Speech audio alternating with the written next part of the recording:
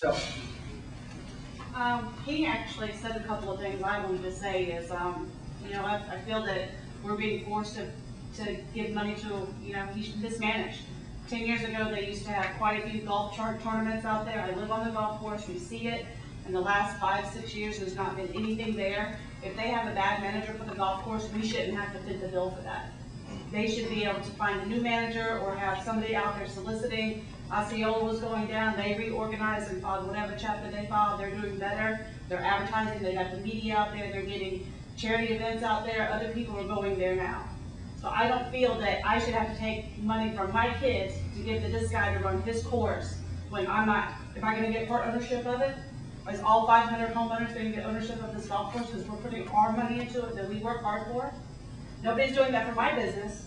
And you say 100,000 over 4 years, come look at my financial statement and talk to me about how bad the economy is. We're struggling. Everybody is struggling. So I'd like to know what he's going to do to help us besides ask us to pay him for his business. Let me ask you a question. First of all, do you want part of that golf course? I want part of it. Well, somebody else may run it better. Yeah. You never know. Do you know who owns Osceola? No, I don't. The city of Pensacola. Okay. The city of Pensacola was subsidizing that course significantly with tax dollars for many, many years. I don't know the exact numbers, but a couple 100,000 comes to mind. I can go wrong. The city of Pensacola is going to replace the greens at Osceola at $750,000. Mr. Nash wanted to replace that. He has no money to do that. So, he has plenty of businesses. He's been in this town for He quite a won't while. file bankruptcy, guys. It'll affect his credit in a big way. He's not We haven't doing even that. put him on life support yet. We should put him on life support and then go help the guy. I know my time was up, but just, it just doesn't make sense that we're jumping in right at the first request. You Let's call to order here. You can't compare Osceola to the system. Okay, well, I'll take that back. And then another thing, you guys are signing an agreement. It's like you guys have already made the decision regardless.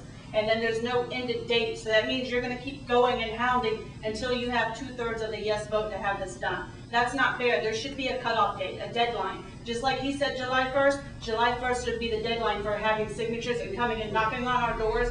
I don't appreciate people knocking on my door on a Saturday morning at 8 o'clock, waking up my children. It's ridiculous. There's a reason why we don't sign it or we've signed no. Don't come knock on my door. We have the sign out front saying no solicitors. Why are we doing it internally?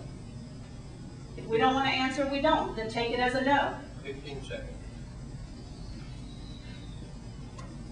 I'm done. Thank you, Mr. Patel. Jerry, go. I am, I'll tell you this for background, as an attorney, but I'm also a mediator who mediates mortgage foreclosures in the state of Florida. And I can tell you, the statistics are, if you don't keep this golf course open, the least that you're going to lose on your home value is going to be $25,000. The most is probably going to be in a range of $75,000.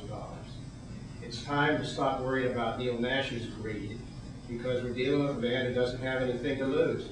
He's paid for that golf course many times over when he sold his lots.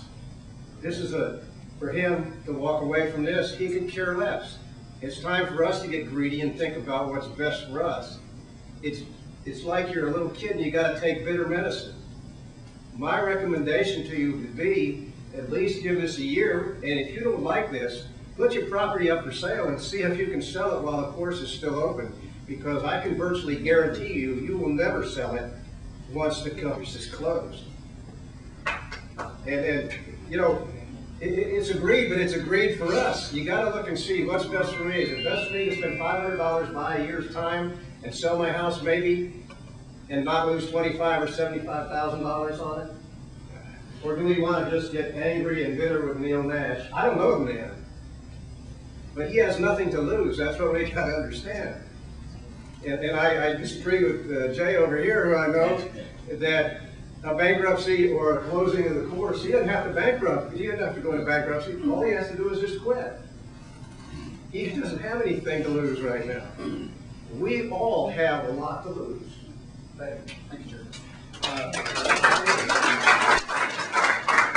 The last person on the list is Mr. Champagne. Before he starts, is there anybody else that wants to speak?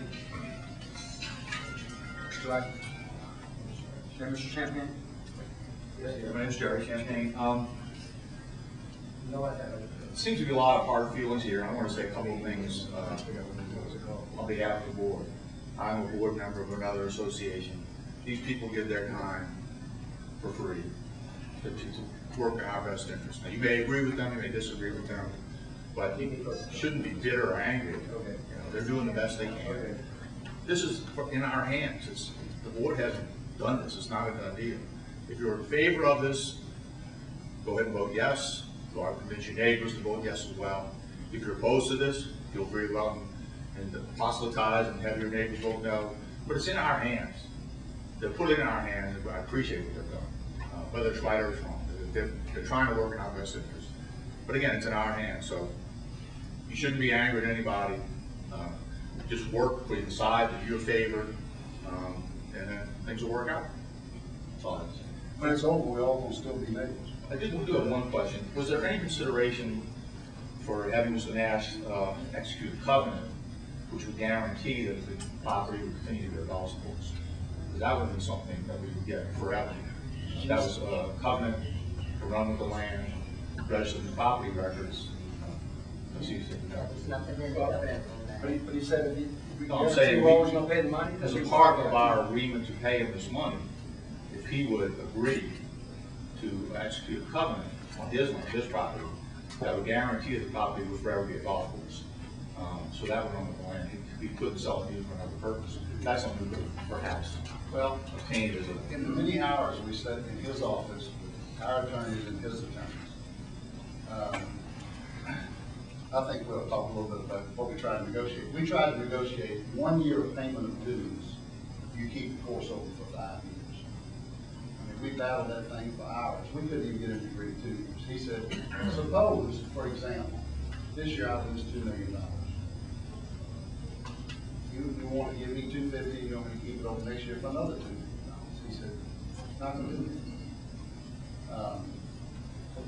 How many people were at the nightly meetings? Okay, not many. So let me make a couple comments. We have letters from people in Colorado and Key West, Florida, who are retiring in July.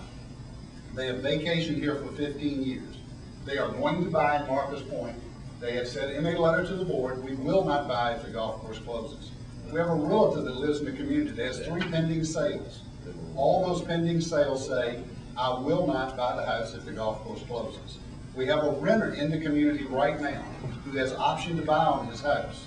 On his option to buy, he wrote, if the golf course closes, I will give you $75,000 less than you're asking. That is the reality of what's done. Mr. Nash is a criminal. He's taken money out of the course. In auditing 5 years of books, we can only find $10,000 a year that's been taken out of the golf course that's not paid to somebody on the golf course. And that money's gone to an accountant who works in his office that keeps the books. Mismanagement. This is, I will tell you right now, when I first went and looked at the books, the first thing that came to my mind is this guy is not a businessman. I mean, it was horribly managed. Overtime, gross overtime, employees and stuff like that. But when he sent this letter to me, to us, to the board, he said to his accountant, you get the golf course manager and the greenskeeper in my office every morning, every Wednesday morning at 9 a.m. And I'm going to manage this course. Now, Larry's opinion, why didn't you do that for 2 years before you came to us? Okay? That's Larry's opinion. But he didn't. And he's made tremendous changes. We've seen a number of people have been let go, part-time employees. He had, 30 seconds. He's let a number of part-time employees go. He's changed a lot of things. I mean, some of the homeowners are complaining after he's not cutting all the grass to the length he used to cut it to. He's trying. But the bottom line is, I don't think this course has any chance of being profitable 5 to 7 years. And I said that in each of those nightly meetings.